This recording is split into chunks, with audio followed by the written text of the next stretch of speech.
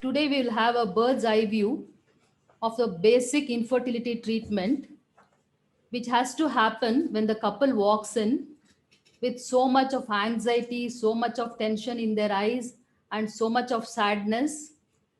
And the doctor immediately, if she writes a torch of tests and sends them away, they'll feel so sad that the doctor did not address their anxieties and allay their fears.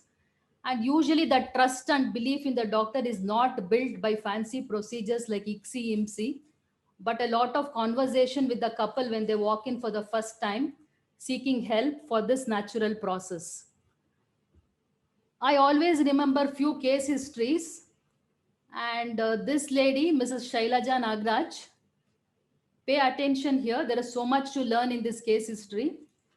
She was a young lady of 25 years, married life 7 years, and she had already done 6 cycles of ovulation induction and timed intercourse cycle somewhere else with 50 mg to 100 mg clomiphene citrate, and she had failed to conceive. So usually when there is no result with one consultant, what the couple does is they change the doctors, and somebody would have given this doctor's name and address, and she went and approached a second consultant.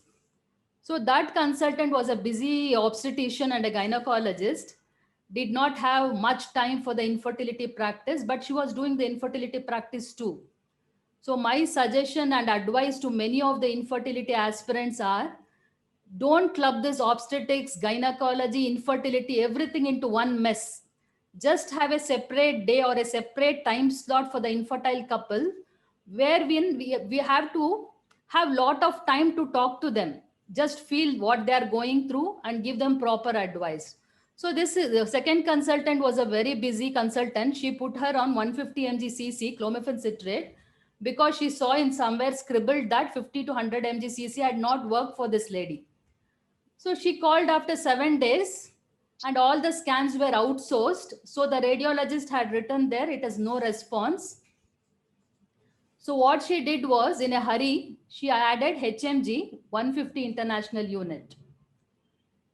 So again, after 3 days of HMG 150 IU, scans were again sent for in the outside diagnostic center, and the radiologist reported back as 3 follicles of 18 mm. So she felt that the follicles are ready now and she wanted to trigger her. So she called her doctor friend and she asked her advice, and the doctor asked for few details. Last time it was done with 5,000 IU, and so let us do with 10,000 IU. She never asked about the previous history, the scan findings. Many things were not asked for. So this lady took the trigger and went home. After 3 days, she called back saying she's having severe pain, upper abdomen and vomiting. So the doctor gave her Pan-D thinking that it must be gastritis. This is a real patient which I am telling you, and I've seen her undergo the whole of the trauma, mind you. And after 10 days, she came back, difficulty in breathing, abdomen completely blown up. There was lot of distension, and patient RFT and LFT were abnormal. So she was immediately sent in for ICU for management, and her pregnancy test came positive, and she was multiple pregnancies. And she landed in late OHSS too. So seeing the pregnancies, it was not the time to celebrate here because that lady was really suffering. So much of tubings into all sorts of holes in her body, tapping done from the multiple sides. So much of physical trauma they were undergoing, both she and her relatives. Mental agony was unexplainable. So much of emotional upheavals and financial burden, though I cannot explain because they had to shell out whatever they had, and they were not a well-to-do couple also. Similarly, the doctor underwent so much of nightmares, loss of sleep because she was sued for medical negligence too. So what we see here is the factors which were ignored here were, going retrospectively, dissecting the case, we come to know that she was a lean PCOS case and she was a young lady of less than 25 years and her weight was hardly 45 kg. This doctor, though she was treating infertility, she was not doing her own scans, which is very, very, very important here. As a postgraduate student, you should know that when we are treating a fertility patient, subfertility patient, we should do our own scans, because there are so many things which we have to monitor on a scan rather than just getting a follicular diameter and dimensions. So the ignoring of the secondary follicles of around more than 10 or 14 to 16 on the day of trigger was the most was the worst mistake done in this case. And high dose of CC was started without checking her antral follicular count on day 2 and day 3. That started with 150 mg. And because we have a very good option of agonist trigger, but here a wrong trigger was used, which triggered the whole cascade of OHSs. And because there was not so much of insufficient knowledge about infertility, so this lady landed with so much of troubles and so many complications. I saw this lady around 90 days after the whole thing, and her whole life had changed because of this one episode. So just we have to ask this question, how can we prevent such scenarios? It is just by having a good knowledge about infertility protocols, history taking, and evaluating the couples. Let us go to the second case of Mehbooba Khadir. She had a married life of 10 years. The lady was almost 35 years. She had undergone 6 IUI cycles after ovulation induction TI 6 cycles. And the doctor had asked for a hormone analysis of this lady on day 2, but the couple were not willing for the investigations. They wanted treatment straight away. And the doctor was not strict enough, and she did not ask the couple to get the hormone analysis as a must. So that impact was, there was so much of loss of time for the couple, because age is a very important criteria for an infertile lady. That is the most important criteria, in fact. So much of effort was spent on 6 IUI, 6 OITI cycles, and ovarian reserves are depleting day by day, and age goes on, and the ovarian ORT test goes for a toss year on year, and it drops steeply after the age of 35 years. And there is so much money involved in the whole of the thing. And depleted ovarian reserve is fraught with so much of fear and anxiety in the couple. So these couple, when they approached us, our AFC was only 2+1. Isn't it horrible?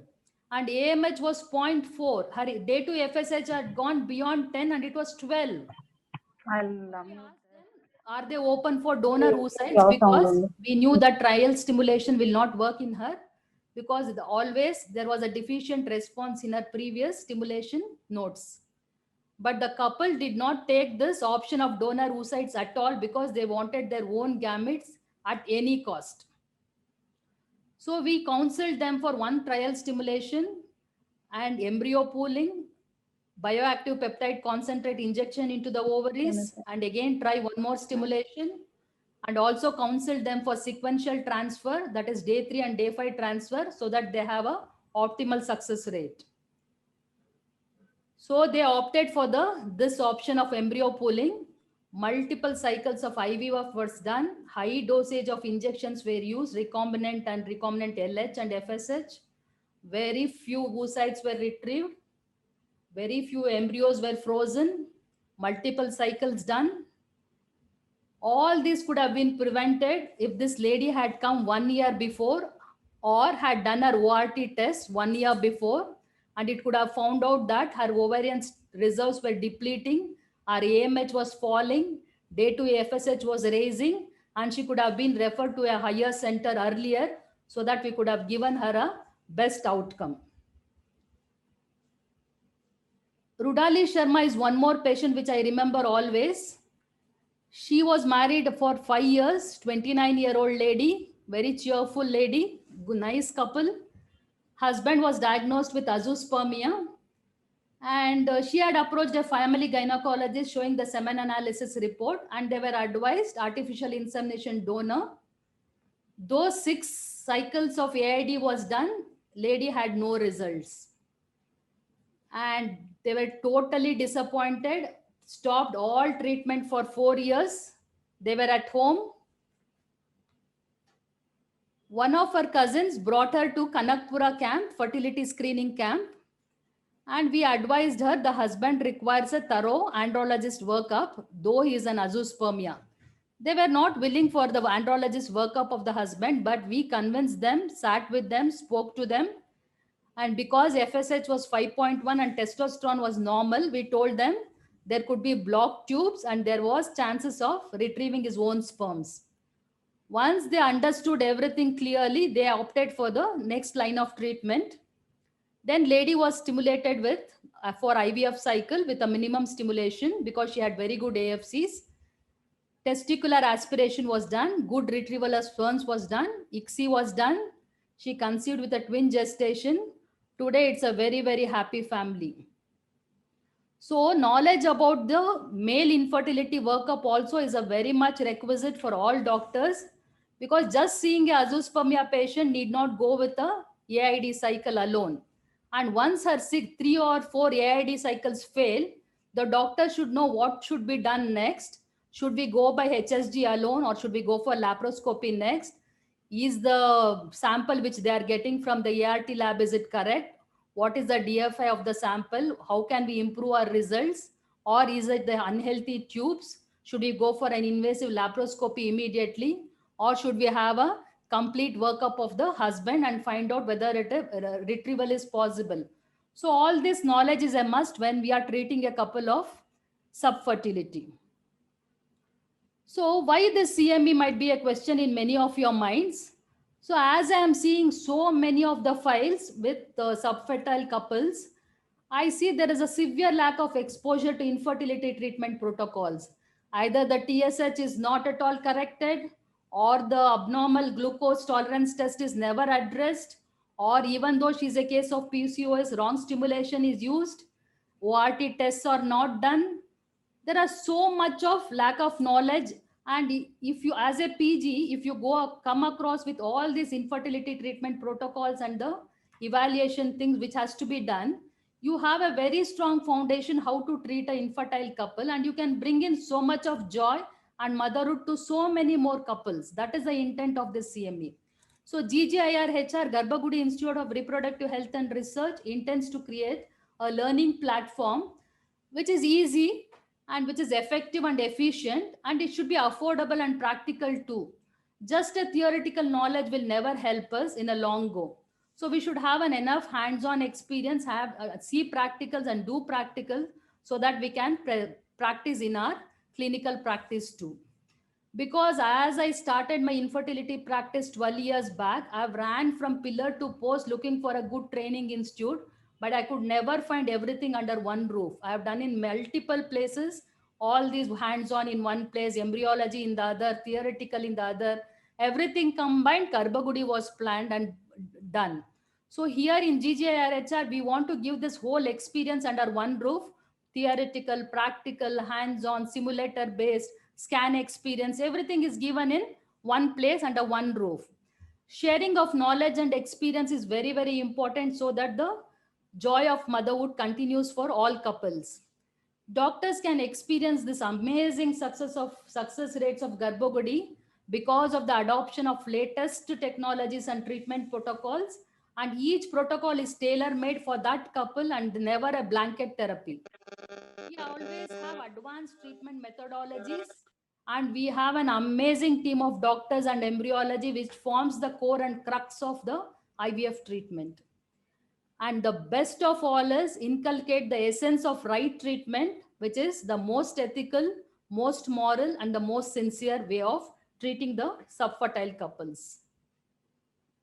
So let us go deep into how to evaluate an infertile woman. So as the lady walks in with 3 months of infertility or 6 months of infertility, a doctor should sit with the couple and tell them, see, 85% of the couple will conceive within 1 year of their married life. Almost 93 to 95% of the couple conceive within 2 years of their married life. So there is no hurry burry in going through all the torch of tests and invasive tests so early after 3 to 6 months. So once we tell them all the facts about infertility, how the lady conceives, have some pictures, posters to show them how everything happens, so much of their anxieties are allayed. Their fear is gone. And they go back with a stress-free mind and they come back with a pregnancy. So in the same tone, I want to add, so every patient who walks in need not be sent back telling that it is not needed, because so many of the couple need evaluation very early. For example, if the lady's age is crossing 35 years, we have to be very cautious. I'm repeating, age is the most important criteria in a couple. So doctor should have in mind what is the age of the lady, what is the age of the man when the couple walks in. Because yesterday I saw a file where she's 39-year-old and the doctor is already preparing her for a seventh IUI. And I saw that her AMH was zero point 0.3. See, such mistakes should never be done. According to my opinion, it is a crime for what we are doing when their ORT is becoming so low. We are again stimulating for one more OITI, one more IUI. We are really doing a crime for that couple. So when the lady's age is crossing above 35 years, do all the tests immediately, especially when there is a history of oligomenorrhea or amenorrhea, irregular cycles. We have to be even more cautious. If she's having some suspected uterine problem, say she had gone for some other scan and they have picked up a fibroid uterus or a submucosal fibroid, or she is a case of tuberculosis in the previous and maybe her tubal status is not good now. So we have to go through the volley of test early and also speedily. Or she might be having severe pain during her periods, which is late onset, and somewhere in the scan they would have picked up endometriotic cyst in the bilateral ovaries. She is a case for early evaluation. Or he might be a case of male subfertility, might be has undergone a semen analysis report and the count motility morphology has come very low. Or he might be a case of testicular cancer. He might have undergone chemotherapy or radiotherapy, and we have to evaluate his semen analysis early and find out whether all his parameters are good. Or he might be a chronic smoker or some other addiction, tobacco addictions. Maybe we have to evaluate them earlier.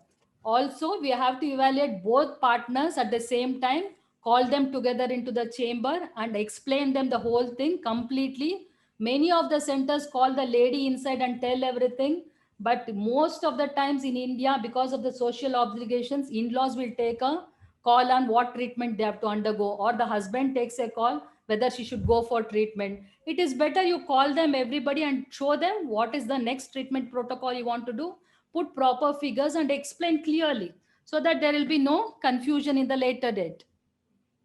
So as I was telling and re-emphasizing that how age affects fertility, it starts to decline for a woman from the age of 30, dropping down very steeply after the age of 35. You can see in the graph there, likelihood of getting pregnant, how it is dropping after 34, 35 years, and likelihood of infertility is increasing steeply after 35 years. Many men remain fertile into their 50s, I understand, but by the proportion of men with sperm disorders increasing, DFI, sperm aneuploidies also increases after the age of 40 and 45. So we have to be very cautious with the age of both man and women. So you all know, you would have seen this figure in your textbooks many a times. What are the reasons for infertility? Sometimes it could be a mixture of many factors. So we have to evaluate everything properly in a systematic manner, methodically, meticulously, so that we zero down on what is the cause for the infertility and we have a proper overview. So when you are taking a history, which is most often neglected nowadays, it's very, very important to take the duration of the married life and where they're working together, they stay together. Is our menstrual history proper? Are our cycles once in 28 to 32 days? Was there any repeated abortions? Or does she have any hormonal disorders like polycystic ovaries? Or is she on thyroid problems? Is she taking any thyroid medications? Was she treated for any hyperprolactinemia previously? Is their sexual history proper? Is she having severe dysmenorrhea and dyspareunia? What was the method of contraception used previously? Because long-term use of oral contraceptives can cause real havoc on the ovarian reserves. So we should know what is the method of contraception she is using, whether they're using barrier method, whether they are taking any anti-epileptics, was any surgery done on the inguinal area, Was any hydrocele treated? Are they having any psychological factors in with respect to erection problem, ejaculation issues? Is there any family history of reproductive failures, birth defects, early menopause? Are they under any current medications for hypertension, antihypertensives? What is their occupation? Are they exposed to excess heat? Do they take tobacco regularly? We have to ask both of them nowadays about smoking and alcohol, because even the lady can have smoking habits and alcohol habits. As you go to the physical examination, check her weight, height, and ask her what is her BMI. Calculate the BMI on the first visit. If it is more than 25, please sit with the lady and tell her about the diet and how she can reduce her weight by proper diet and exercise. Check her thyroid status, whether the TSH is normal. We always keep it less than 3 TSH, and we also screen for prolactin. Normal is 10 to 25. If it crosses 25, it has to be treated accordingly. Check for the breast lumps, any discharges or any galactoria. Was any surgery done because of any cancer? Has she undergone any chemotherapy or radiotherapy post the surgery? Because all this can cause lot of problems with the ovarian reserves. Check for any androgen excess, signs of androgen excess like hirsutism, unwanted hair on the face, also on the abdomen, on the thighs, back. Check for the abdominal examination, any scar, any surgeries, previous appendix rupture, or any surgeries done for torsion of the ovaries, ovarian cyst removals. Check for the scars and also the laparoscopy done previously for any other thing. All this will give you an indication how you should proceed with this couple in the next. So you have to do a proper pelvic examination and document that whether she has any vaginal or cervical abnormality, cervix is pulled up and not seen, whether there are any bad secretions, discharges, whether the uterine size, shape, position and mobility is good, or is it retroverted and fixed completely because of pelvic adhesions, or whether the cul-de-sac has most of the nodularities and tenderness, which gives a fair idea about existing endometriosis, whether the adnexa is palpable and tender, so it goes in favor of PID. Do a proper pelvic examination too. So when you come for a diagnostic evaluation, go in a systematic fashion. First the ovary, then with the uterus, check for the cervix, tubes and peritoneum. Let us go step by step how to know each organ is functioning up to its maximum efficacy. So you might have read in your textbooks, there are three main types of ovulation dysfunctions.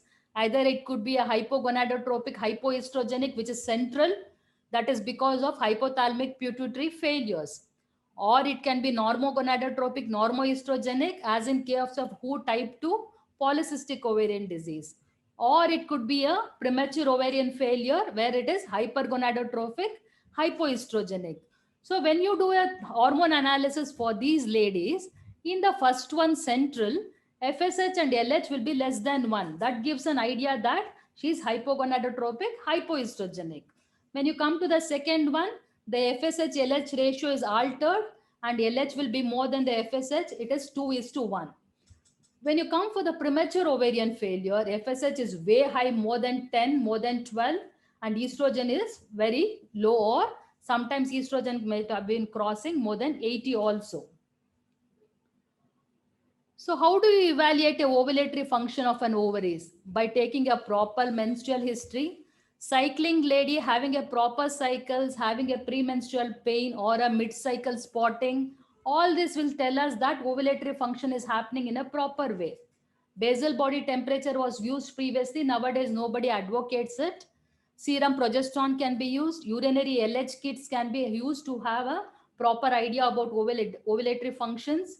Endometrial biopsy is very invasive. Also, it can damage a existing pregnancy. So it's not used anymore. The gold standard is serial transvaginal scans, which everybody should learn in the initial period itself, so that we can have a fair idea how the follicle is progressing, when it is ovulating, and how the endometrium is converting from a proliferative to a secretory phase. So serum progesterone, if you want to measure, more than 3 nanogram per ml gives a good evidence of ovulation. But if you see that on the day 21 to 24, it is more than 10 nanogram per ml, you have a very good idea that it is a very good adequate luteal support happening inside. Urinary LH kit, we used to use around 5-6 years back, a lot of urinary LH kits, but it is not so sensitive and accurate. And once the LH test becomes positive, usually the ovulation happens around 24 to 36 hours later. So you can tell the couple when to have the timing of their intercourse, or you can plan your IUIs accordingly to the urinary LH results. As I'm telling you, transvaginal ultrasound is the most essential diagnostic evaluation, which can tell you a baseline evaluation of the couple, check our uterus, check our ovaries, check our reserve, antral follicular count, any existing, coexisting pathologies. You can do a proper follicular tracking, check for the ovulation, which shows that the follicular diameter decreases, the echogenicities within the follicle increases, the fluid starts appearing in the POD, and also you can use it for all ART procedures like IUI, OM pickup, embryo transfers, and as the lady conceives, you can have a fair idea whether it is an intrauterine pregnancy or it is an extrauterine pregnancy like ectopic pregnancies, which can be very dangerous if not picked very early. So once we go for the ovarian reserve test, which is very, very important for a lady to know how her ovaries are functioning, you should know you should have a basal FSH, LH and estradiol concentration on day 2 and day 3 of her periods. Many of them you are doing this clomiphene citrate challenge test, CCCT, before a dynamic test. No more done now. Inhibin B is also not used so frequently here. AMH and AFC has the highest specificity and sensitivity for the ORT test. Ovarian volume, if it is less than 3 cc, you have to be very careful because she is going for an early failure. If it is between 5 to 7, it is a very good ovarian volume. So as you can see here in this graph, from 30 years to 40 years, see how AMH falls from 2.5 to 0.4. FSH rises from 8 to 20. And also the AFC drops from 13 to 14 to 4 to 7. So there is a lot of changes happening as a lady progresses from 30 to 40. So we should be aware of this fact when we are evaluating a couple with subfertility.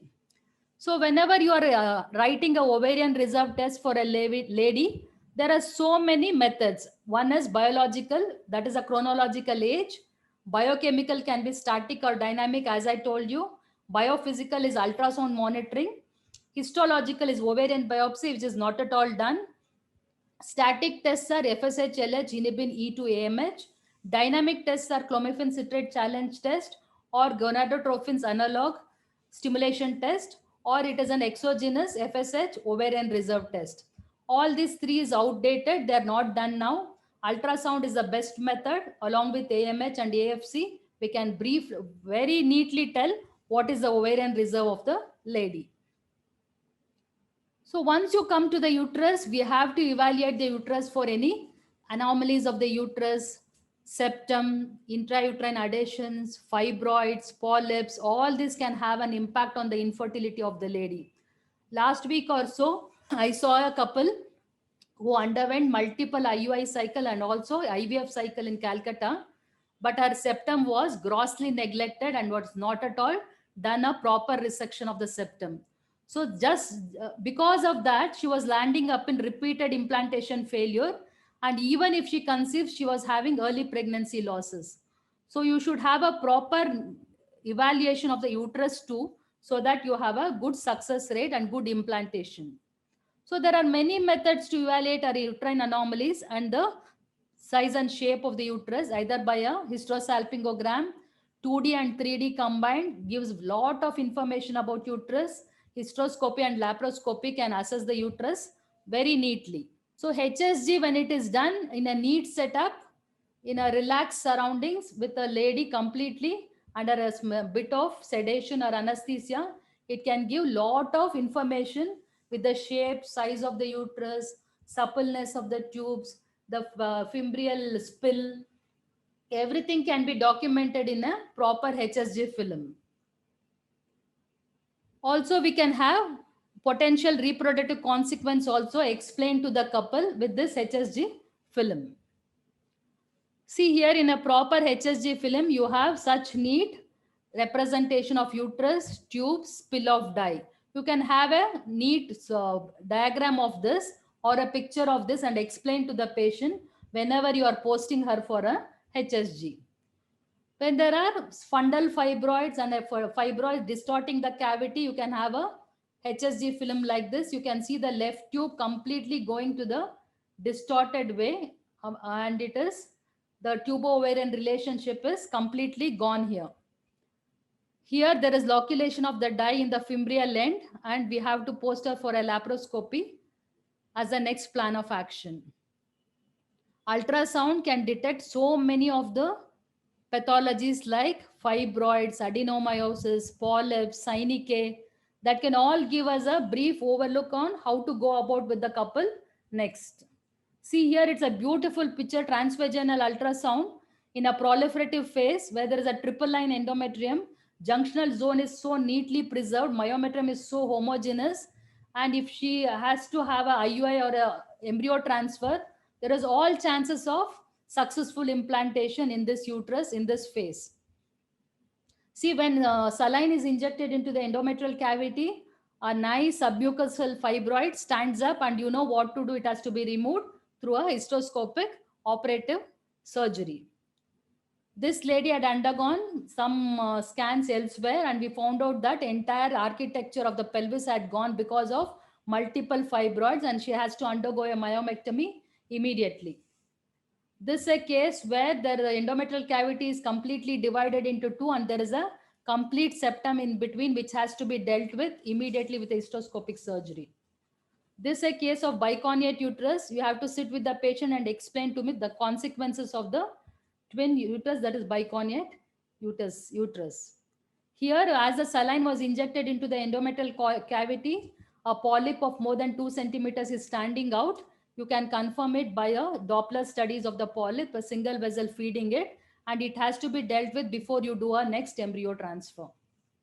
This is a case of adenomyosis where there is lot of myometrial hypertrophy, the anterior more than the posterior, cavity pushed completely downwards, loss of junctional zone, and the pregnancy sequelae and the complications happening in adenomyotic uterus should be explained to them in detail. So as you are aware, it is a septum which was dealt with in hysteroscopic surgery. Here, because she had tuberculosis, there was a septum and intrauterine adhesions which was dealt for, and she conceived immediately in the next frozen embryo transfer. This is a polyp which was removed in routine hysteroscopic evaluation. This is a submucous fibroid. It has to be removed, a submucous fibroid, because it interferes with peristalsis of the uterine cavity, endometrial vascularity, also the nidation, implantation. There are many causes for a submucous fibroid implicating in a infertility. So we have to remove it. So fallopian tube can be dealt by hysterosalpingography or laparoscopy is the gold standard. And we can do a fluoroscopic or a hysteroscopic tubal cannulation when we feel there is blockage of the tubes. So all methods are complementary to each other and they're not mutually exclusive to each other. So you can diagnose so many things about the tubes on a HSG like occlusion, salpingitis ischemic nodosa, hydrosalpinges, fimbrial phimosis, also peritubular adhesions. So in these films, you can see how the cavity is completely damaged because of the tuberculosis. There is multiple fluid level in the first one, proximal tubal blocks and the standing of the tubes because of the rigid tubes. See the third case where there is complete hydrosalpinges because of her pelvic inflammatory disease. And the fourth is also complete loss of architecture because of genital tuberculosis. Once you come to the laparoscopy, you feel it is an invasive test, but it gives you so much of details when it is done in a well-equipped OT with the best skilled surgeon, because it can be diagnostic and therapeutic also. Evaluates the fallopian tubes, ovaries, tube-ovarian relationships. We can diagnose endometriotic spots, and we can fulgurate the spots in the same sitting, lyse all the adhesions, and we can excise the endometriotic tissues, drain the ovarian endometriotic cyst, take out the cyst wall. We can plan a proper myomectomy. When she's a case of polycystic ovaries, we can do a proper drilling so that she'll have a very good ovulation stimulation protocol in the next cycle.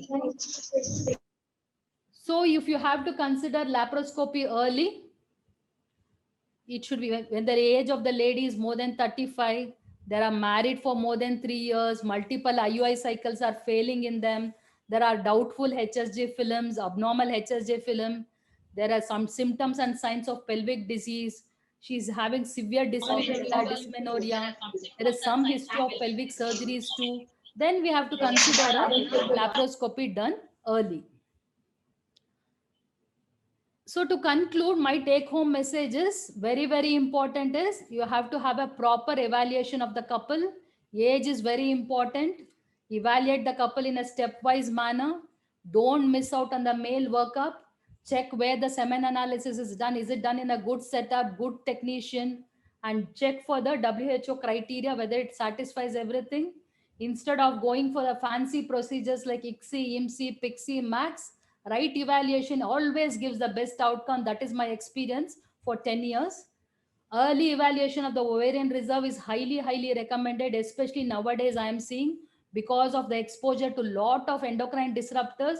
We have to do the test early. Tubal evaluation by laparoscopy is the gold standard. Whenever the lady AMH is going below 1, AFC below 4, age more than 35, please refer her to higher centers for needful.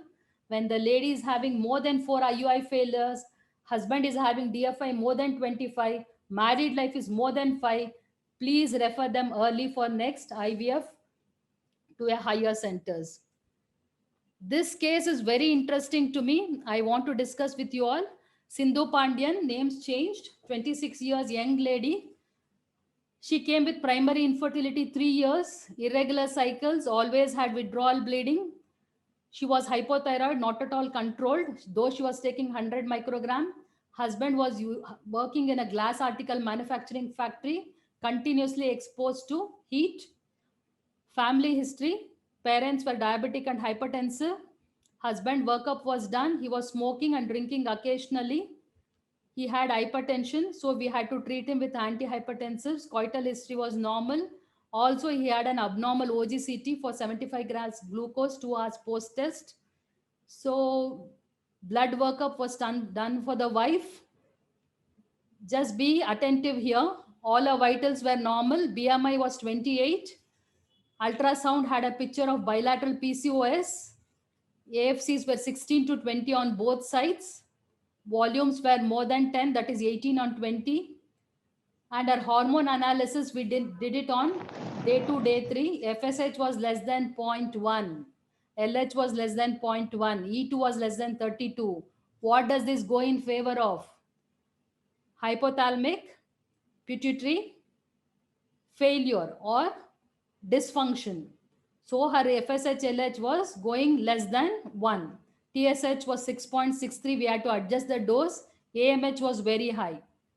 So we had an MRI done for this lady and it came to be as partial empty sella syndrome.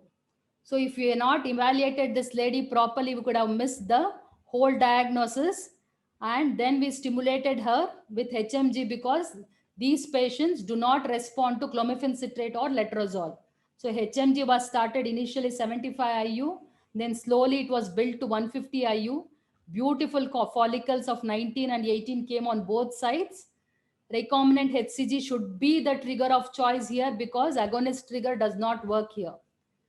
And we did an IUI for her, 14th hour and 36th hour. Proper luteal support was given and her UPT became positive 15 days later. It was a singleton pregnancy and now she has already delivered a healthy baby. So case highlights, evaluation should be proper. Because MRI was done, we got a diagnosis of empty sella syndrome. CC is ineffective in such cases where FSH and LH is so low. So we have to add HMG for stimulations and trigger has to be always HCG. So these are the reference books and materials which I've done. You can go through all these books, gives lot of ideas about evaluation of infertility to the couples. And I end my lecture here. Thank you so much for listening to the whole thing for 45 minutes. so patiently, so nicely. Wishing you all most and more abundance in your lives. Love you all.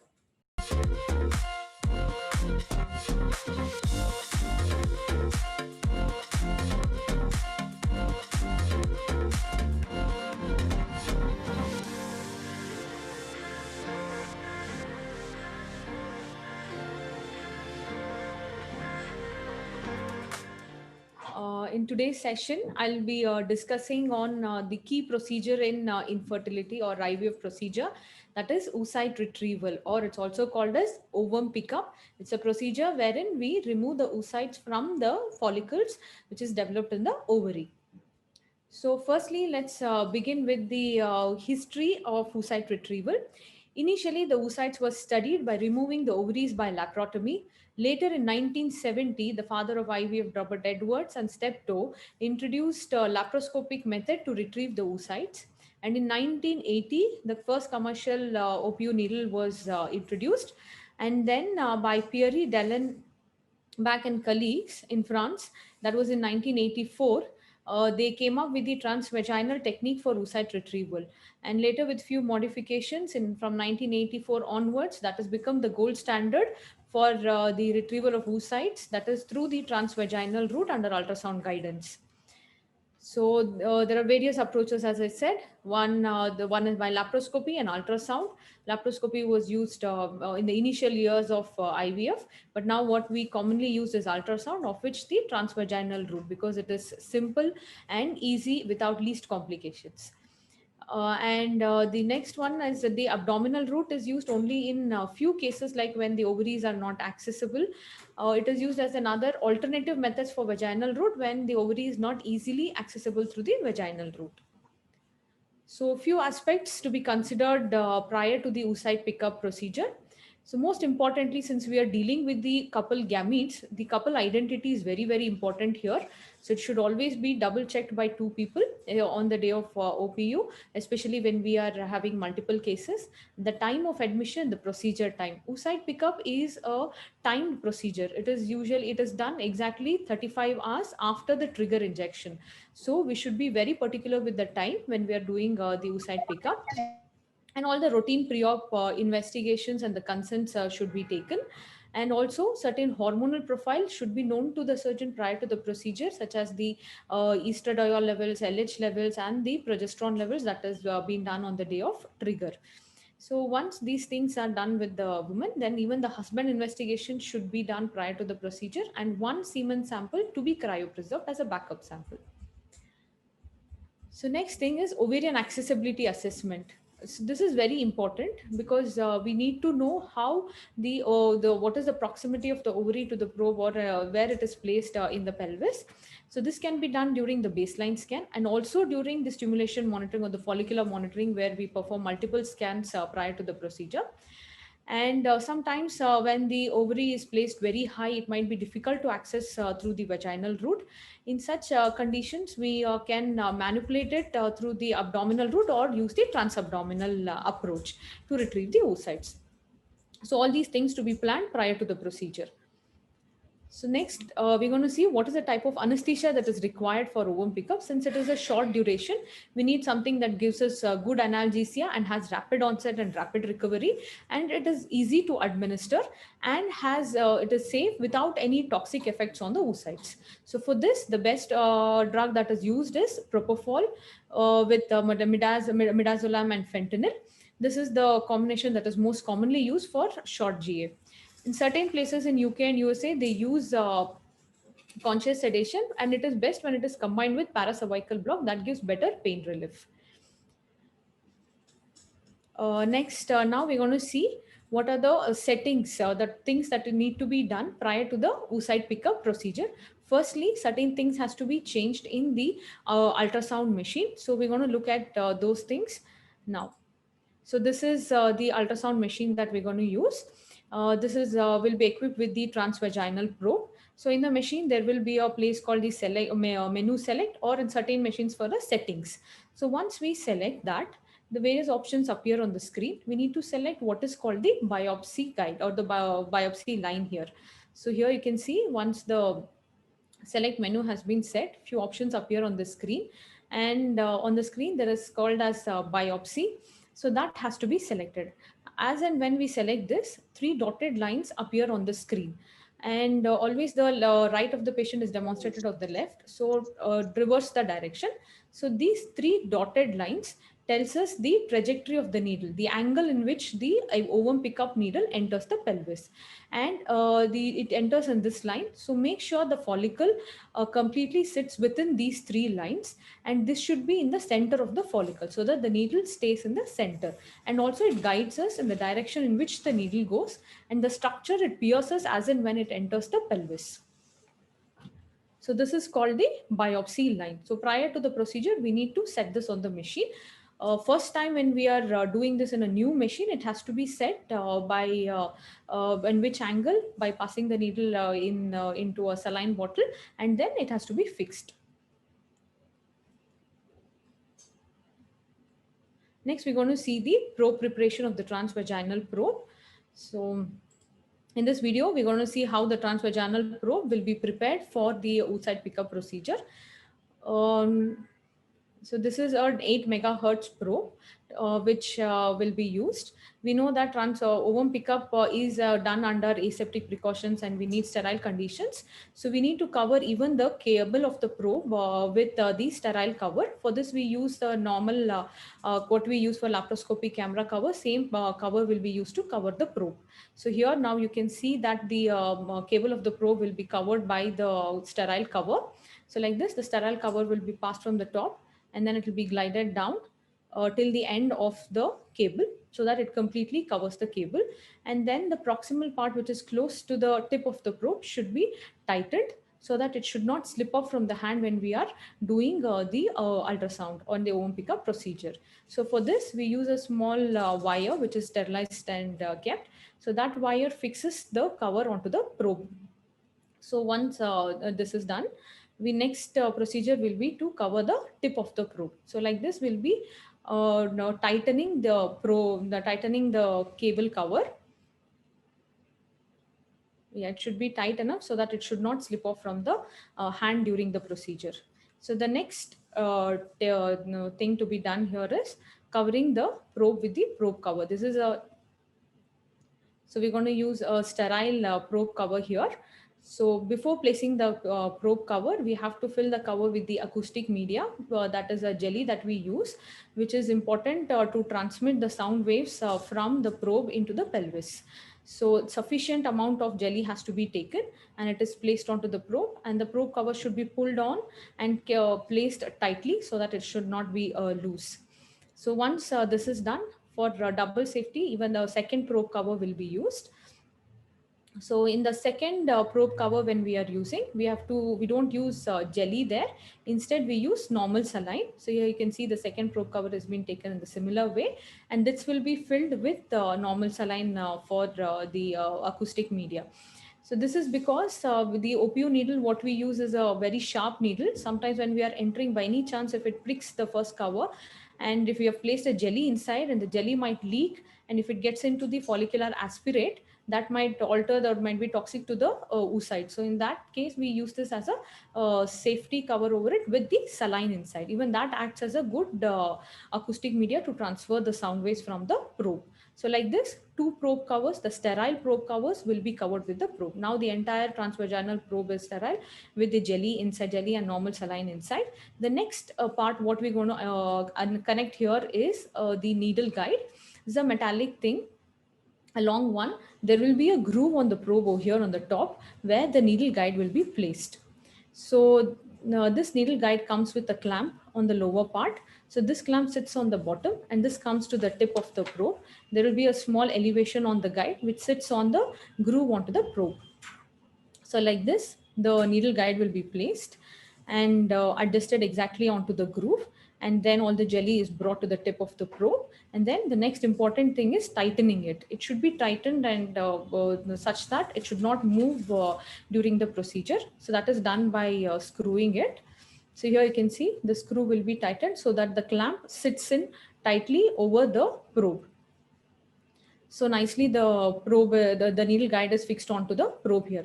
So even if the assistant has done this before the procedure, the surgeon herself should check that the screw is tight enough, because by any chance if it becomes loose, we might lose the track of the needle, and we won't be knowing where the needle is going and where the probe is moving. So this is the transvaginal probe with the needle guide fixed over it. So when we are introducing the OPU needle, the needle passes through it and the tip of the needle comes out through this end. So as and when we are moving the transvaginal probe, the needle also moves along with this. So next we're going to see the setting of the OPU needle and the suction apparatus.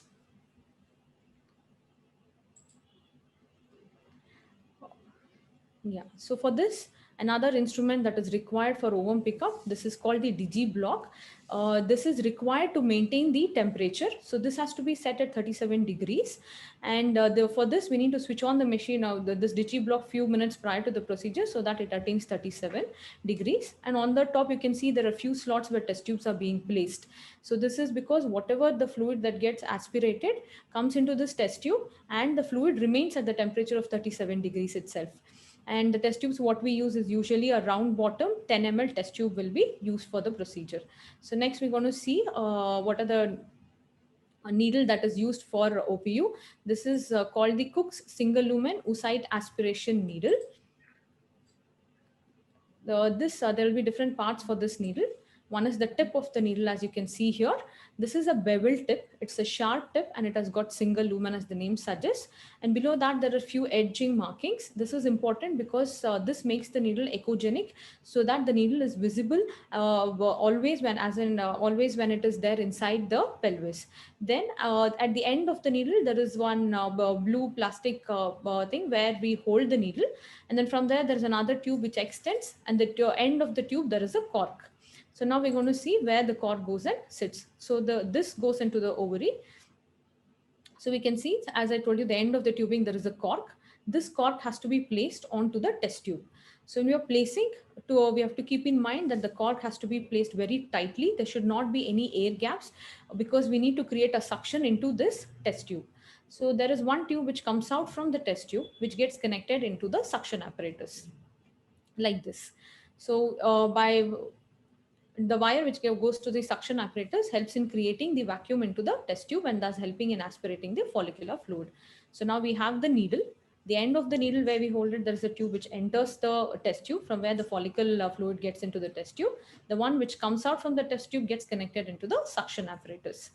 Now we're going to see how we're going to do the settings for the suction apparatus. So the suction apparatus here will be placed on the lower table of the OT table. So you can see the other wire tubing that came out gets connected here. This is the suction machine, and this has a foot pedal which is being controlled manually. So before the procedure, we need to set the pressure at a particular level which is required for oocyte aspiration. So the pressure that is usually maintained is between 110 to 120 millimeters of mercury. We don't use higher pressure, neither lower pressure. With higher pressure, it might disrupt the entire cumulus oocyte complex, and even the zona breaks might happen. So got to be careful. So optimum pressure is very, very important. So before starting the procedure, make sure the pressure that is set is optimum. So foot pedal is placed, and like this we can see the pressure being raised and reaches 120. The assistant confirms that it is at 120 millimeters of mercury, and then we're going to start the procedure. So once all these settings has been done, we need to check whether the entire aspiration system is working well. So place the needle into the test tube containing the culture media, aspirate some amount of fluid, and there should be a free flow of fluid coming into the test tube. This tells us that the entire suction apparatus is working well. There are no leaks or breaks at any part. So once this is done, yeah, so prior to the procedure, so we're going to take all the checklist as what all I explained. Same thing's been told again. Make sure that the cap has been placed tightly. The aspiration system is working well. There is no kinking of the tube at any place. There is no cracks in the test tube. So all these are the checklists prior to the procedure. So then the vaginal cleansing. Here we don't use povidone iodine unlike we do in other vaginal procedures. Instead, we use only normal saline, a warmed normal saline. The next, we're going to look at the procedure proper. Yeah. Now the transvaginal probe has been placed, and then we sweep the pelvis from right to left and left to right to see the ovaries and the other structures. And then once the ovary, which side ovary we decide to aspirate first has been chosen, we need to put the color Doppler and identify the vessels. This is because we know that the internal iliac vessel is placed very close to the ovary, and the ovary lies medial to the vessel. And many a times in certain angle, we see that the vessel appears in circular, the circular or similar to the follicle. So in that case, when we put the Doppler, we'll be able to identify the vessel. And also when we rotate the probe slightly, we can see the vessel becoming longitudinal. Whereas if it's a follicle, it will remain circular itself. So this is very important because the needle will be coming in this direction. We can see the ovary is here. This is a tip of the probe. There is the vaginal wall over here, and then the ovary. So when we are entering, especially when you're dealing with the edge follicles, if the ovary just slips away because of insufficient probe pressure or a hypermobile ovary, then the needle might enter directly into the vessel. So when we are very careful, we should got to be very careful to identify this so that we can avoid any internal hemorrhages. So this way we identify the vascular structures in the pelvis, and then sufficient probe pressure to be given in the pelvis so that the ovary gets fixed onto the probe. Then advance the needle. As I said, there will be 3 dotted lines. The needle comes along this line and then enter the follicle one by one. So once the follicular wall is being pricked, make sure that the needle lies at the center of the follicle, and nicely the fluid gets aspirated when we put the pressure on the foot pedal. And as and when the follicular fluid gets aspirated, the follicular wall just collapses onto the needle. So like this, all the follicles which are in view will be aspirated. And few things to be kept in mind when we are aspirating: put sufficient probe pressure. Second thing, withdraw the needle to the edge of the ovary and then go to the next follicle and repuncture the follicle. This is because do not do much lateral movement of the ovary when the needle is deep within it. This might cause lateral tears onto the ovary and leading to a lot of hemorrhages, and sometimes gets infected. Even abscess formation is also possible. So like this, once the entire follicles in one ovary is been aspirated, the needle will be completely withdrawn from the ovary, and then the next ovary, the contralateral ovary, to be focused. Now, once the contralateral ovary is focused, the same steps to be followed: sufficient probe pressure, put the color Doppler to see if there are any vessels in the way.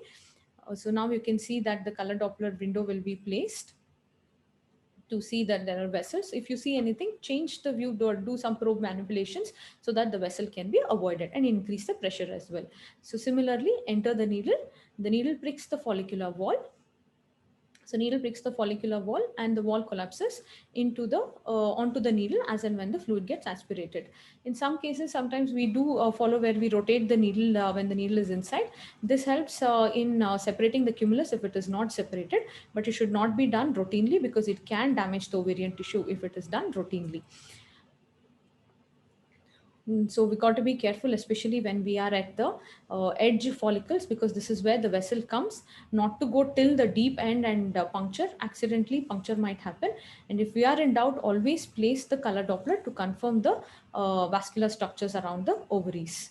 So like this, we do the ovum pickup, and then now down picture here you can see when the fluid is being aspirated, how the fluid gets collected into the test tube. So once one follicle is empty, the assistant changes the cap from one test tube to the other test tube. So this time he should be very careful to put sufficient pressure so that there is no air gaps here. And then the filled test tube will be handed over to another assistant who places into the window containing the digiblock. Then the embryologist takes the test tube from here to screen for the cumulus oocyte complex. So this is how the ovum pickup procedure is being performed. And lastly, looking at the troubleshooting, many a times we see that the procedure will be going on, or the needle will be inside, or we are unable to aspirate, or the oocytes will not be aspirated. In such times, things that we need to check there is whether the cap has been placed loosely, or because if it is loose and sufficient vacuum will not be created, so the aspiration will not happen. Check if the needle is blocked in its way. Then remove the needle, flush it, or aspirate it at a high pressure so that if any blocked things that comes out. Then look if the tubing has got kinked. Most of the time, the most common place where it can get kinked is at below the DG block. Make sure that the tubing is not kinked at any place. and the suction apparatus working system, whether it is working, the pressure that is required sufficiently raised, and when we are putting the pressure on the pedal, the required pressure should be maintained, it should not be fluctuating. So all these things when we check, we'll be able to find out the cause if we are not aspirating sufficient or required oocytes. And lastly, few words on complications. Most common complication what we come across is bleeding, but it is not dreadful enough. Most of the time it will be around 70 ml, which can be managed, of which the most common bleeding is vaginal bleeding, and it is taken care with simple compression or tamponade that can be placed. And very rarely we see excessive bleeding, especially in those with thrombophilias. Intra-abdominal bleeding happens because of the ovarian vessel, the rupture, punctures, or cervical plexus puncture. So this can be managed through laparoscopy and identifying the bleeding spots and cauterizing it, or through transfusion and laparotomy if the bleeding is heavy. Retroperitoneal bleeding is a very rare complication, and it usually presents late, difficult to diagnose also. It can present with periumbilical hematoma called the Cullen sign. If once it is identified, immediate emergency laparotomy to be done, and the vessel has to be um, sutured. Lastly, pain. One of the rarest complications seen only in 2 to 3% of cases, and the pain level of course increases when the number of oocytes that is retrieved also increases, but it can be managed with simple analgesics. And few rare complications when we have endometriotic cyst or dermoid cyst, as we are aspirating going through the ovary, it might rupture. In such conditions we might need laparotomy. Very rarely puncture of appendix might happen, leading to acute appendicitis, injury to ureter, or rectus sheath hematoma when we are doing a transabdominal route for retrieval of oocytes. So these are very rare complications. Most common we see is a simple vaginal bleeding, which can be taken care with simple tamponade or pressure effect. So by this, I'll finish my talk on video demonstration of oocyte retrieval. Thank you.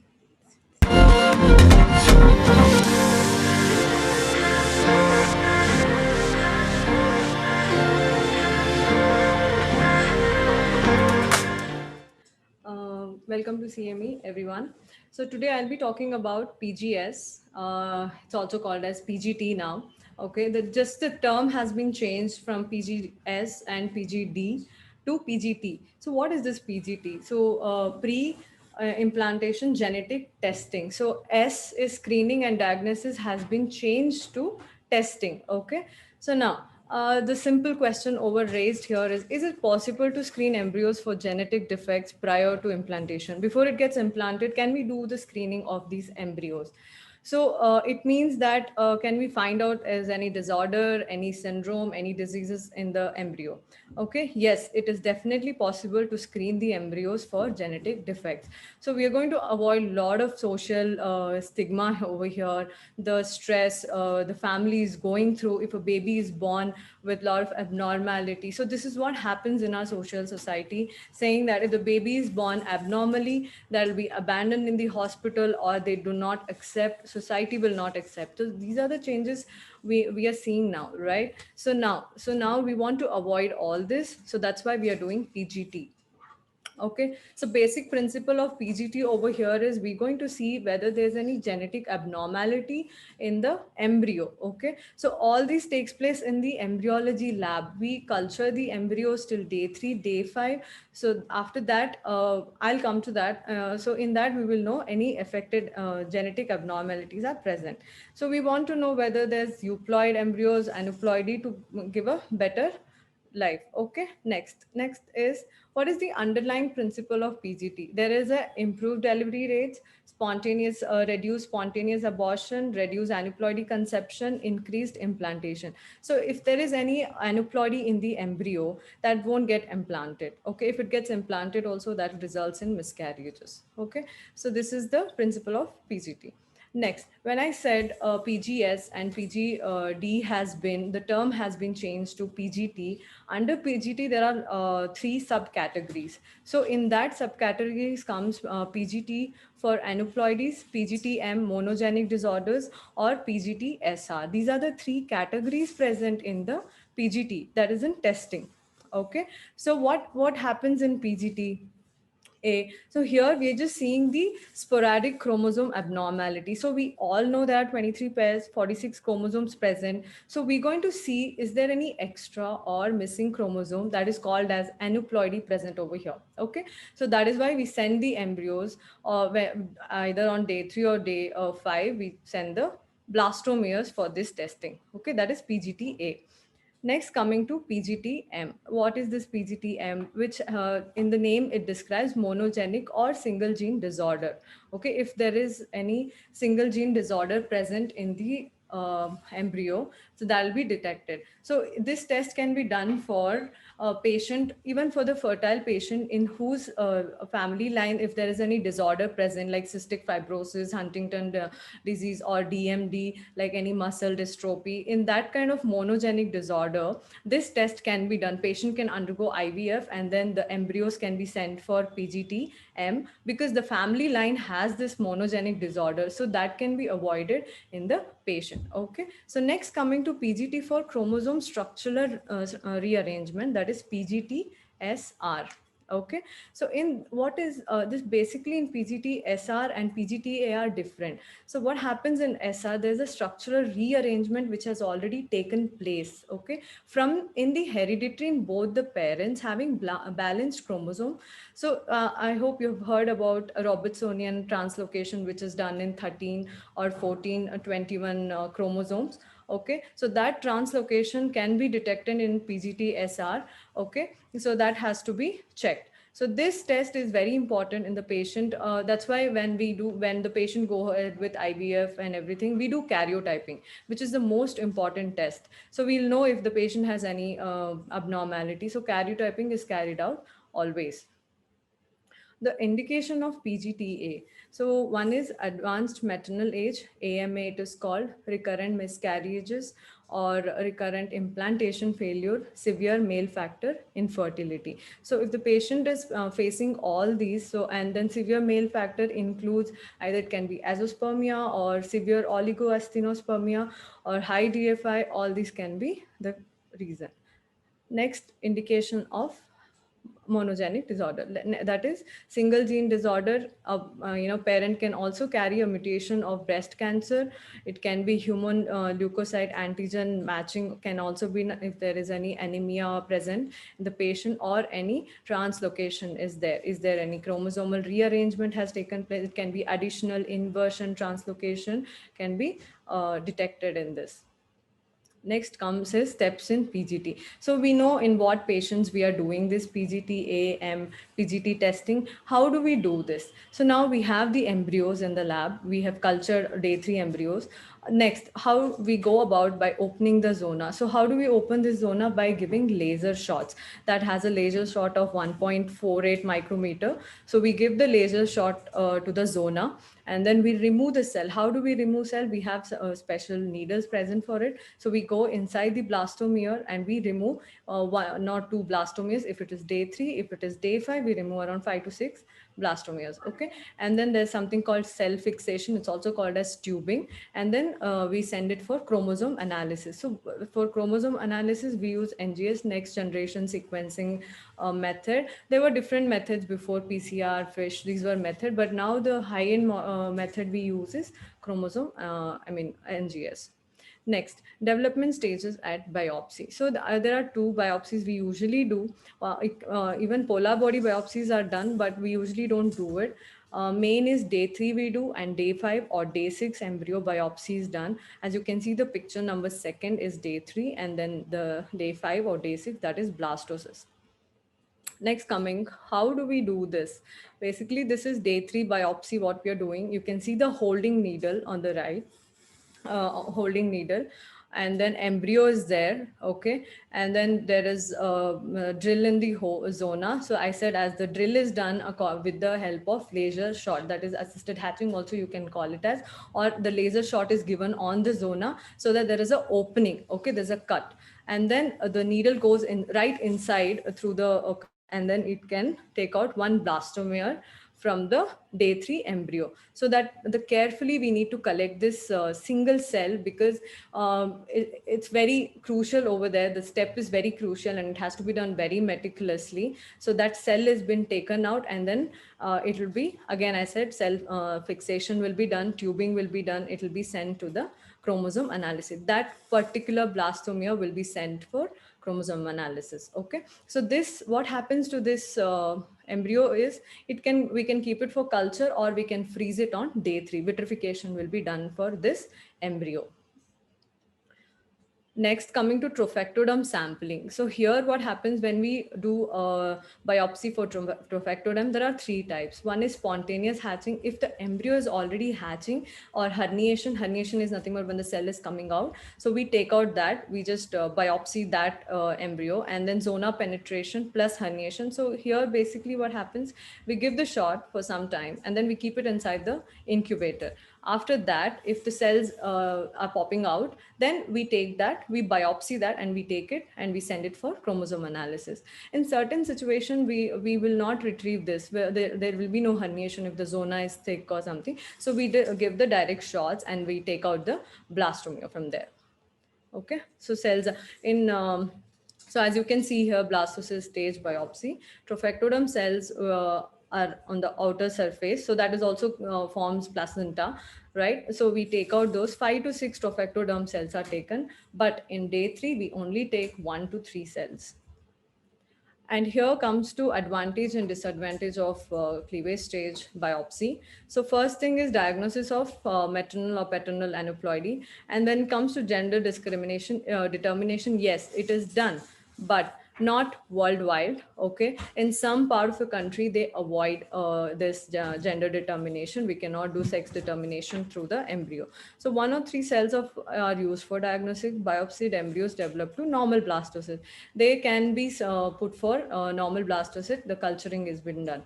Disadvantage of this is there could be a chromosome mosaicism. What is this mosaicism? Basically, in mosaicism, cell can be euploidy or aneuploidy. They can be both also. Okay, the choice of blastomere is critical. So we don't know which blastomere we are choosing over here. Time for analysis is limited. 48 to 72 hours is used here, can be used for fresh transfer. Most cells are in interphase, so no karyotypic data is available. Lesser embryo implantation potential post biopsy. There could be chances that it might not implant properly. So, and in day 3, additional follow-up or confirmatory testing is required. Next, coming to blastocyst. Again, here we can find out the maternal and paternal aneuploidy. Again, gender determination can be done, but not in the worldwide. It is avoided in few countries, so we don't do this. Up to 5 to 6 cells can be sent for diagnosis. Okay, so trophectoderm sample rather than, so we don't use ICM sample over here. We only use trophectoderm. If we use ICM, obviously it is a fetus, so we don't send that for biopsy.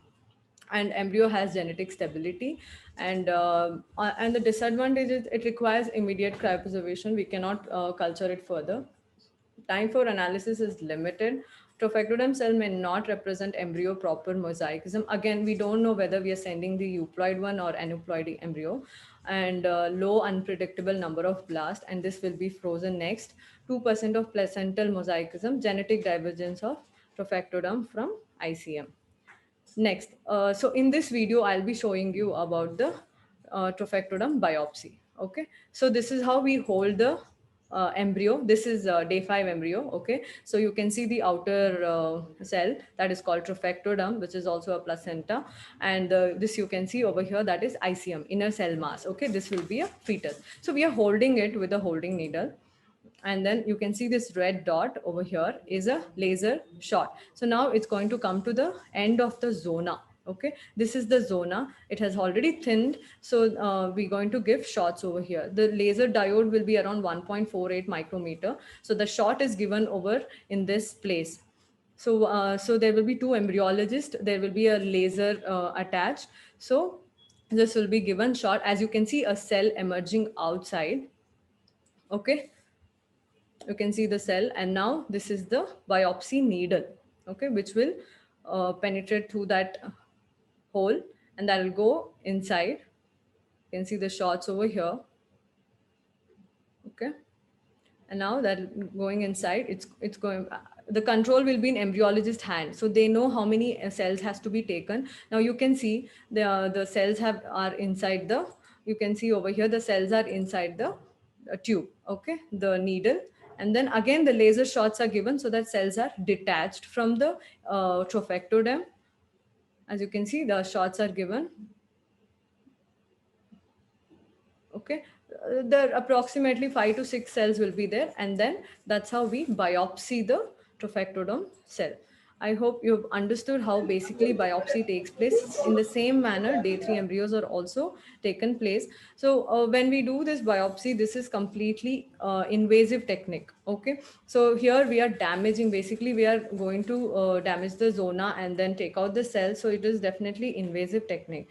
Now that is also advanced technique. Now coming to even more advanced technique, what has been research has been going on is on cell-free DNA, embryo cell-free DNA analysis in the spent blastocyst media. So this is basically a media which will be used in the laboratory. Okay. So in this we will culture the embryo. So we know that oocyte pickup has happened. Now we have done ICSI. So we will come to all that procedure. But here now it is like we are culturing them. The embryos have been formed, day 3 embryo, day 5, and we have done biopsy, right? So all this day 3, day 1, day 2, day 3 will be cultured in this media, that is spent blastocyst media. So what happens basically, this is a advanced non-invasive technique where we don't do biopsy to the embryos. We are actually taking the media where the embryos are cultured, and that media will be sent to the chromosome analysis. So when the embryos divide, when the blastocysts are divided, like certain, like day 2, day 3, day 4, there are certain metabolite released from the embryos. That is also called as, there are proteomics, secretomics topics are going on, research on this.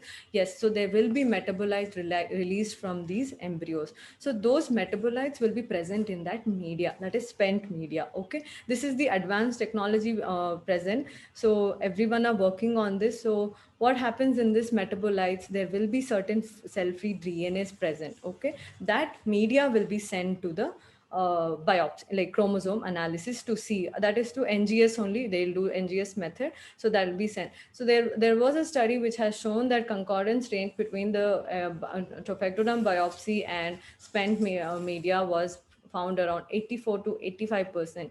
So at day 6, so day 6 embryo was grown, and that media was sent to the chromosome analysis. So this is the high-end technology which is taking place. So this new strategy is to avoid embryo biopsy, to completely avoid invasive technology, and then coming to this non-invasive technology, and the conflict of discarding potentially euploid embryos in PGTA. So what happens over here, when we know that blastocyst hasn't formed properly, what we do, we don't send that, right? So now what is happening, we are sending all the media of this. Okay. So we know whether the embryo is euploid or aneuploidy, we can get to differentiate over here. So that's the best part of this non-invasive. It's still, people are working on it, certain labs are going ahead, but this is one of the good advanced method has been found out.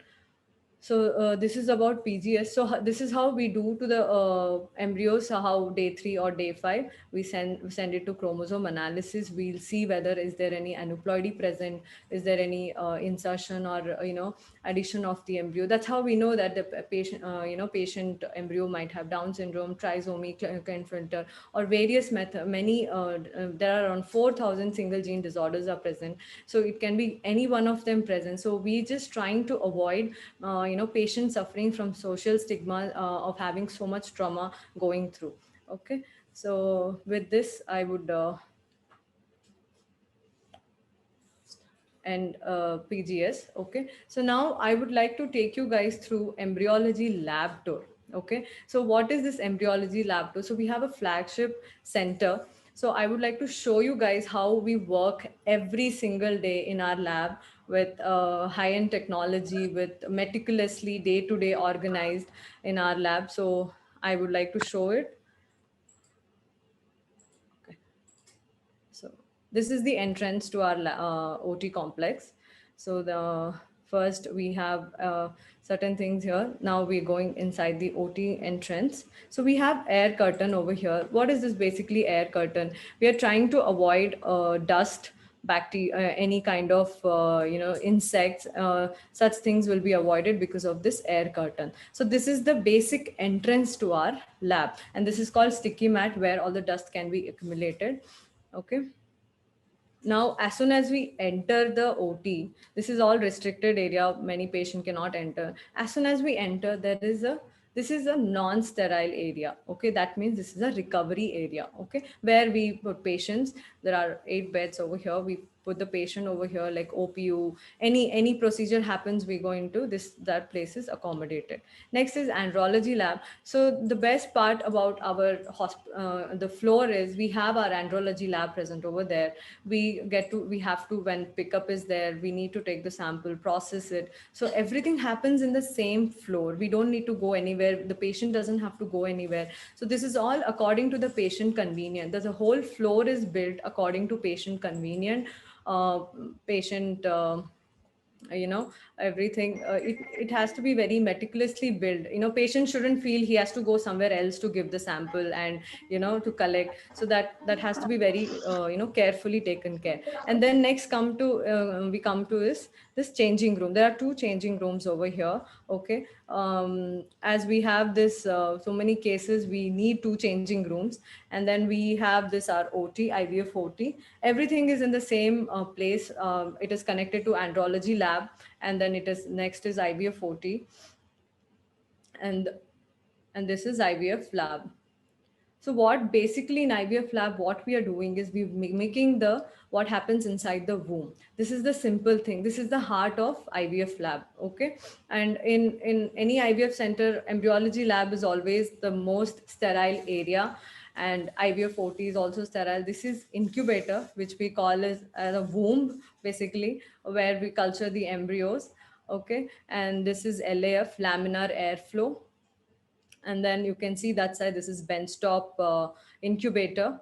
Okay, where we culture. So you can see these groups where we keep the dishes. So this is MIRI, where we keep all our dishes, where we culture the embryos. Next is, this is Narishige manipulator, and then we have a small fridge. This Narishige is very important. This is the most important used manipulator. There are many different companies like Leica or RI there, but this is the best manipulator. And then you can see holding needle, injecting needle. We'll be explaining to you in the further PPT, video. This is that's where we keep the dishes, and everything is maintained at 37. You can see that thermoplate is maintained at 37 degrees. And this is our manipulator. There are other joysticks present there. And this is laminar airflow, where we do oocyte pickup. We use this is stereosome microscope. We handle all the gametes over here. If you're doing any embryo transfer, oocyte pickup, oocyte screening is done over here, denudation is done over here. So all this will be done. So now I will be explaining to you guys how we do embryology procedure so meticulously in a day-to-day procedure. Okay. So now I'm just showing you how pickup is done. So I would like to show you a previous, remind you how we have done, oocyte pickup, as clinician was explaining to you guys, whether how, the media is kept, the screening fluid is kept inside the digiblock, and that digiblock is taken by the embryologist. As you can see, it is maintained at 37 degree. So that will be taken and poured into the follicular fluid poured into the large petri plates. Okay. So now the embryologist is going to screen for cumulus complex. That is oocyte. Okay. That's how we will do the screening. We are checking for the cumulus complex over there. And then as he has picked up the cumulus, it will be placed inside the Centrivel. That is called Centrivel. So these are the consumables used in the laboratory. It can vary from labs to lab, but this is our protocol, what we are using. We're using Centrivel over here. Okay. And next is, that's how we screen. We check for the cumulus. and then that'll be washed. So why are we putting it in the central well? Central well has a MOPS media. We have to wash to remove all the blood over there. If the cumulus has blood, we need to remove that. Otherwise, it will form a clot and it can damage oocytes. So this is how, and then all this dish preparation is done previous day. Okay, so the embryology work doesn't start in the morning. It starts if we know there's a case on the previous next day, we do preparation on the previous day only. It's called as day -1, and this is day 0. So now can you see that 4 well where we labeling of the dishes are very important according to the cases. The witnesses are important in embryology lab. It's not so simple that we get the oocyte and we just keep it inside a dish. It has to be very, very carefully done. Okay, so we that is the dish where one-step media is present, and we wash the follicular OCCs in it, and then that will be kept inside. All these dishes goes to the incubator. As you've seen that Mary is present, Benchtop, that's one of the best incubator present. So we make sure that all the cultures are better in it, and the embryo formation is good. And this dish will go again back to the incubator. So this will be like it is like one whole procedure. Once the pickup is done, we have embryos inside. So this is going inside the incubator. It'll be there for 2 hours. Okay, this is how it looks like. OCCs looks like. Okay, you can see the black dot. That is how oocyte looks like. Okay, so this is called OCC, oocyte cumulus complex. There are various shapes of it. Okay, so next coming to is denudation. So 2 hours is done. We have kept it inside the incubator for 2 hours. Next comes the denudation. The same dish will be given. The patient name has to be told loudly and it has to be clear to the embryologist. Now it has Hylase. Okay, we had kept the Hylase after the procedure. So Hylase is there. We put the OCCs into it. So it Hylase, what does Hylase do? Basically, it removes the cumulus cell. It does the lysis work. So what we are showing right now over there is 175 denupet, with what we handle all the gametes. Okay, 175 is used. That is called stipper. This is denupet. So 175 is used. 140 is also used after chemical. So there are 2 types of denudation is happening here. One is chemical denudation and another is mechanical denuding. So denuding means removing those cumulus cell. Okay, so now I'm giving the dish. So this is the culture dish what we are using in our lab. Okay, that is also called a small dish. So that dish is used to put back those oocytes. So I'll show you how basically the oocyte looks like once the denudation is done. So now that goes back. This dish is prepared previous day. So all this dish preparation, that is called as dish preparation, is done previous day. So this is again another dish where we keep the oocytes and we culture them. Okay, those are the droplets you can see where media is put, and then that is covered with oil. So oil is covered because it has to be, we need to avoid VOCs, volatile organic compound. We need to avoid a lot of contamination. So that's why we are using oil. So you can see over here, granulosa cells are attached to the oocyte. Now, because of denudation, this is how oocyte looks like basically once denudation is done. Okay, you can see there's so many, it looks like a sun ray, and then that is clearly shown in the picture. Okay, next coming to ICSI, intracytoplasmic sperm injection. So now basically what happens before the ICSI, we would have taken the sperm sample and the processing would have been done, and either it can be density gradient method or it can be sperm wash method. So the processing is done simultaneously. When we give that 2 hours gap, all this has been done, so we don't stop. Now the ICSI dish was ready and ICSI dish is given. Okay, so in that ICSI dish, we will be placing PVP, polyvinyl pyrrolidine, and next is hippies. Okay, so any gametes we are handling outside, pH should not change. So we are using a media over there, a different media. Okay, and culturing has different media. So now he is taking the sample and aliquating inside the PVP. Okay, so what does PVP basically does? We the sample which are progressively motile, that will be slowed down in the PVP. Okay, the motility of the sperm is slowed down in the PVP. So now again the oocytes which are denuded will come out, and then that it will be taken for ICSI.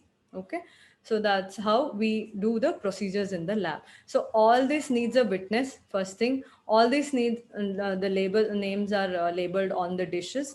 Okay, and then next is we're going to add oocytes to those droplets. Okay, I hope you're understanding how this procedure goes on. Once his oocyte pickup is done, we keep it for 2 hours, and then comes to denudation, and then is ICSI. All this done on the same day. All this procedure has to be done on the same day, and it has to be done quickly. We cannot leave the oocytes for longer time because it can get degenerated, we can damage. So now we are doing the ICSI. The needles will be aligned here, holding, and here will be injecting needle. Injecting means injecting the sperm inside the oocyte is called injecting needle. Holding means holding the oocytes. Okay, so now we will show you first. We just cannot just take the sperm. What the procedure going on over there is called immobilization of sperm. We need to immobilize the sperm before we put it inside the oocyte. Okay, the immobilization is important because there are sperm factor released, so that has to be immobilized. So that is called, now that will be taken inside the injecting needle. Okay, that's called immobilization. We are not killing the sperms here, we are just slashing the tail so that it doesn't move, so we are immobilizing them. Okay, basically this is not killing, we are just immobilizing. So now we have taken enough sperms for our ICSI. Okay, so that is PVP drop, you can see. And then next it goes to the wash drop. Okay, we are washing the needle. Basically the process, what is happening over there is we are washing the needle. Whatever PVP is attached to the needle has been washed. Okay, next, this is where the holding needle comes. Okay, they all has to be aligned in 180-degree. That's how holding comes. Now we are washing the holding needle, go back to the another. All this happening by moving the stage. We are not moving any dishes over here, the stage is moved. Now you can see oocyte. We are going to focus the oocyte. Okay, there are granulosa cells, can little bit of granulosa cells are attached. This abnormality, there's one abnormality present over here is SIR. So, smooth endoplasmic reticulum is present in this oocyte, particular oocyte, and it has rough inner zona. So we basically document everything, whatever oocyte abnormalities are present, what is present. You can see polar body at the 12 o'clock. It can be at 6 o'clock also. Now the holding needle is actually holding the oocyte in the same plane. All three of them are in the same plane. They cannot be in different planes. So that's how we do ICSI. It's all in 180-degree angle. Now the injecting needle goes inside. Okay, you can see the sperm is at the tip. Okay, now we are aspirating the cytoplasm. You can see the break over there, and now the sperm is released inside the oocyte. That is called ICSI. Basically, we are leaving one sperm inside the oocyte. Okay. So like that, we do ICSI every day. How many of our oocytes are there? Depending on that, we take one sperm and we do all this neatly. Okay. Now, again, after ICSI, we're just not going to leave it like that. We're going to take it back to the stereosome, and we're going to get the dish back where we culture these injected oocyte. So today it will be like, today is day 0. Tomorrow will be day 1, day 2, day 3. Depends on the patient cycle, whether we want to go ahead on day 3 freezing or day 5 freezing. Okay. Again, if the patient is going for PGT, again, so we do the biopsy on the day 3 and then send it for a culture, chromosome analysis, or day 5. So this is how everything is connected here. PGS, PGT is connected in this way. So this goes back to the incubator. Okay. This is how we keep the dishes inside the incubator. Okay. And everything, again, the labeling is very important. Patient name is important. We have to make sure we need to label everything. Next, this is day 1. We can see fertilization over here. So that is called day 1. You can see pronucleus over there. 2 pronucleus are present. That is how we say fertilization. You can see nuclear precursor body over there. Next comes the day 2. Next day, that is 4-cell grade 1. We can see. Okay, so that's how we grade. We give the patient all the embryo pictures and everything. Day 3, then comes day 4. It is compacted embryo, and then comes day 5. So this is how basically, so you've seen now this patient has to go for PGT. Then we take the cells and we send it for chromosome analysis to see. So this is how the embryology works. I hope you have understood. Thank you.